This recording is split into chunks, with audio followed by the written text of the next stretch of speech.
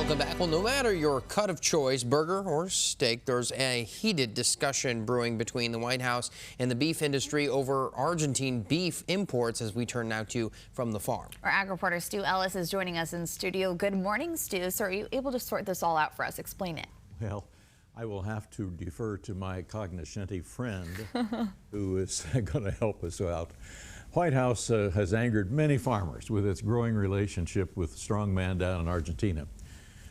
First off, soybeans, and lately over beef, which impacts consumers more so. Josh St. Peters is the executive director of the Argentine Beef Association, and we visit about all this difficulty.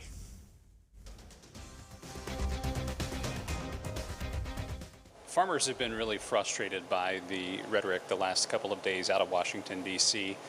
With the conversations about opening up more imports, bringing more beef in from South America in an effort to manipulate the markets and lower prices. Farmer profitability is a number one concern in our ag economy right now and in the economy as a whole. And so any reduction in income to our farm families in the state is something we take pretty seriously. He's kind of lambasted a cattleman here a couple days ago because they were upset with what he wanted to do. Producers have been very frustrated by the commentary about increasing imports from Argentina.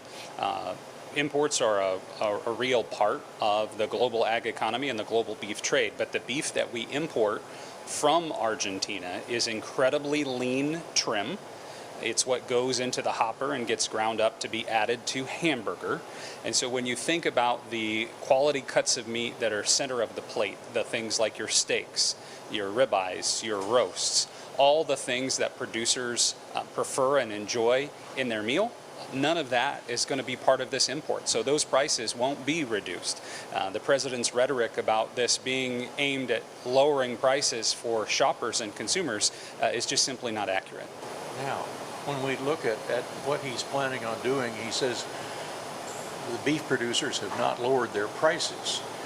Well, you didn't have anything to do. It was the marketplace that was doing that.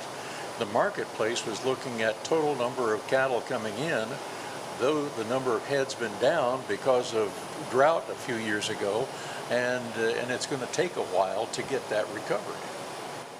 If you look at the price of beef per pound, on average, across the last 8 years, and you adjust those prices for inflation, looking at the economy and the strength of the dollar as a whole, our beef prices have only oscillated about 20 cents per pound during that time period. So when you think about the average price per pound for beef today, we're pretty much where we should be based on supply and demand, based on inflation. And that's why our farmers, our producers, are so concerned about these policy discussions that are coming out of the White House, is that their costs have gone up, and they are profitable right now, but they're on that fine line of being back in the red if we're not careful. When the secretary says, well, we're going to have to get more cattle in the market, well, you can't really do that overnight.